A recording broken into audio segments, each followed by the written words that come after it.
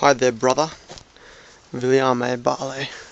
This is a video I'm making for you to show you what I'm up to here and how this food forest we've created here serves as a living example of how we can easily take responsibility for our lives and not rely so much on the system anymore, and not think that Woolworths or the supermarkets is our body, because the garden really is our body.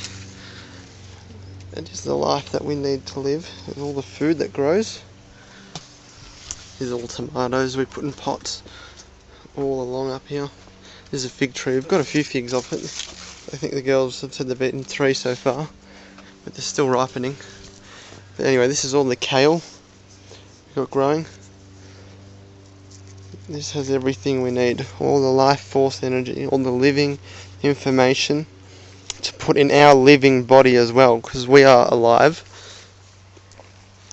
and we need life. That's why we need to be eating raw living food, because only that contains the presence of life to give us life.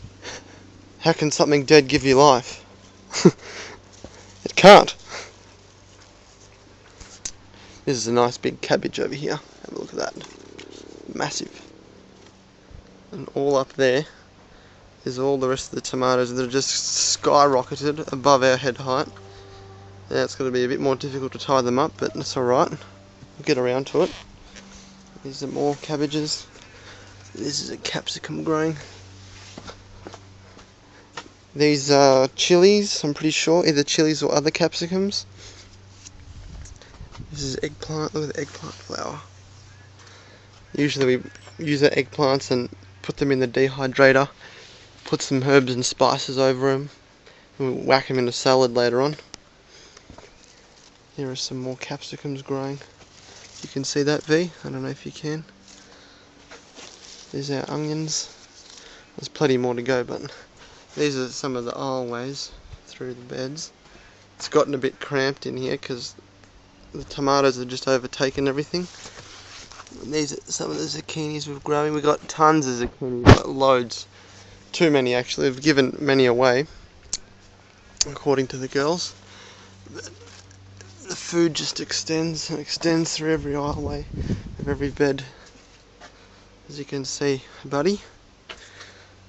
We've got more cabbages along the sides here. And that's where the pots end, tomatoes. We got more cabbages, and this is what we do with our water, V. We put it all in tubs, like little bins, so when the sun hits it, it acts as like a dechlorinator. It takes the bad chemicals out of the water. You need to leave it in the sun for at least, I don't know, probably a few days, about that, so it has some effect, and when we water the plants with that, it'll be a lot less harmful to them, and we will see better results, as we have seen already in the past. That's why we continue doing this. And yeah, there's some other, got some spinach growing here, silver beet, different type of silver beet, but these are some of the tomatoes. This is a cherry tomato, but they're not ripe just as yet. Will be in probably like a week or so. This is more eggplant. Oh, we got broccolis growing too. Heaps of broccoli, V.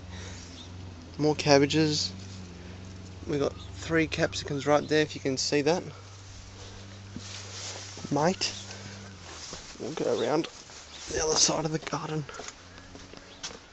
These are the 2 little avocado trees. They're coming along. This one died, but it came back, as you can see.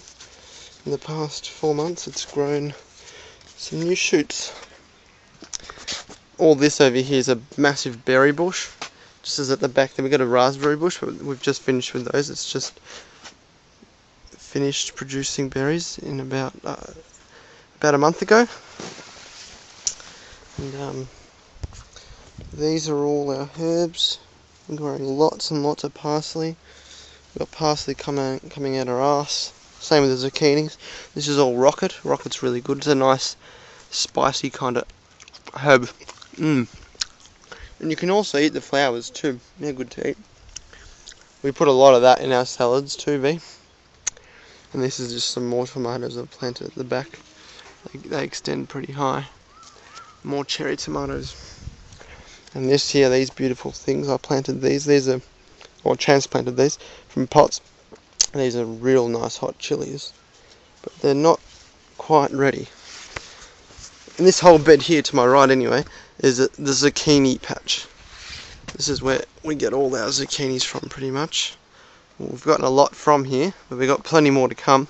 We got baskets of them inside, at least growing to about my arm length. Some pretty big ones. These are more of the bins we fill up with water.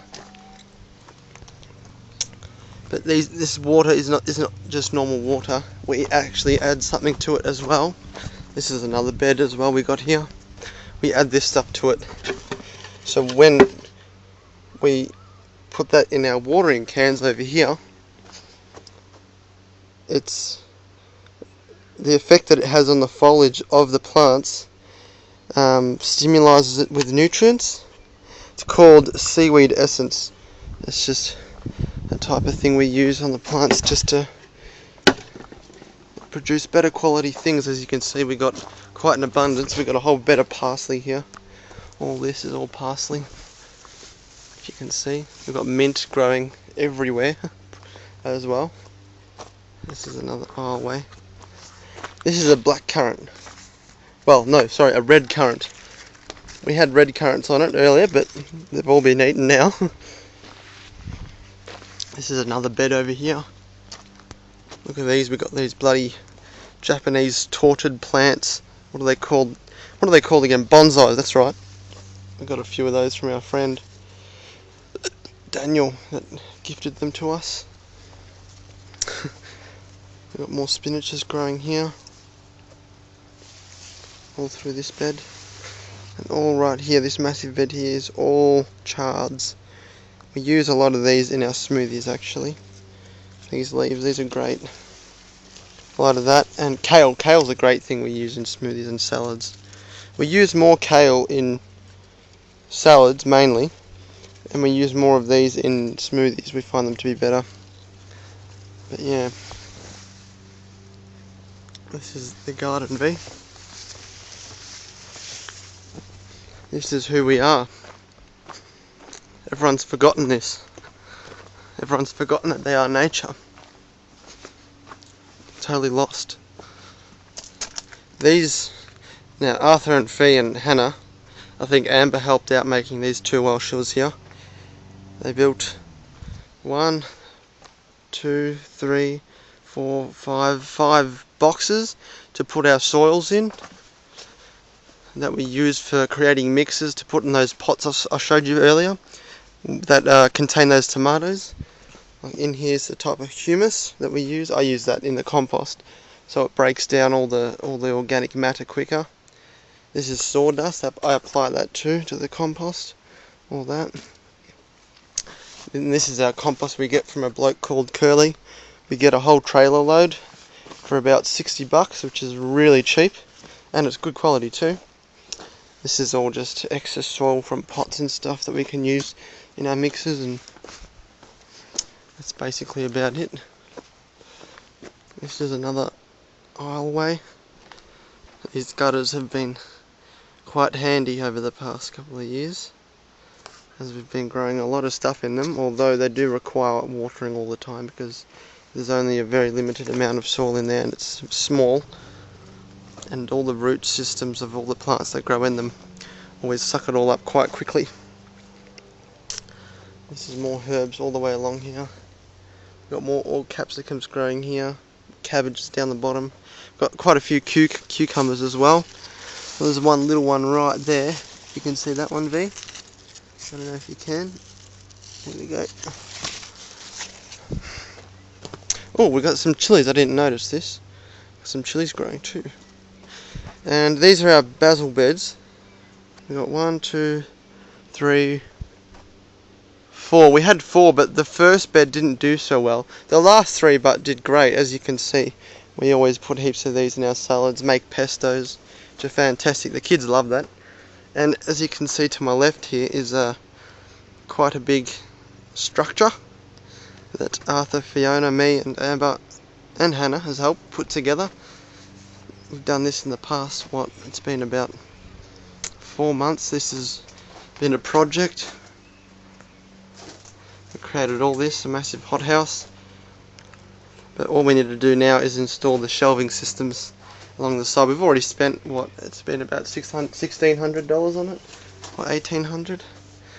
That's Meg the dog. Say hi to Xanthi. This is Xanthi. She's our little helper. Say hi. Why are you so shy? Alright, we'll get back to her later. But yeah, anyway, these are all our excess tomatoes that we have no room to plant anymore, funnily enough, as you'll see, V. But we do have little tomatoes coming off them. Don't we, Meg? Oh! Say hi to V. This dog right here is the rat catcher. She catches the rats. No, she doesn't. She looks good. No, she tries. And over here, V, at the end of the hothouse that we built, is about 8 compost bins. This is pretty much my area of expertise, mate. This is what I occupy. Basically, about 2 times every week or 3 times, I go for a big pruning session around the garden and prune all the excess leaves that we don't need. Chop them up in a bucket, put them all in here. At the bottom, a compost bed, a new one. Put the sawdust I showed you before in it, like this stuff over here, and I apply a bit of humus too. That helps it break down, and leave it sit for about a couple of months. And I turn it as well with a coil, so I get all the rotting stuff at the bottom of the bin and bring it all the way to the top, and all the top stuff that hasn't been rotting can go all down the bottom and start rotting again. Not again, but you know, it'll help it break down a lot quicker. And it'll end up looking something like this. Some good fertile soil. See that? It's like chocolate. And yeah. I'll give you an example. This is like a bucket of stuff we chop up. Well, I chop up. I put it in there and I do it from there on. And that's about it. We've got more cucumbers over there, as you can see. There's all the basil here. These are the other aisle beds that we've done. Got eggplants, carrots growing. We got a lot of beetroot this year. What else? Oh, red onions. I'll have to show you those.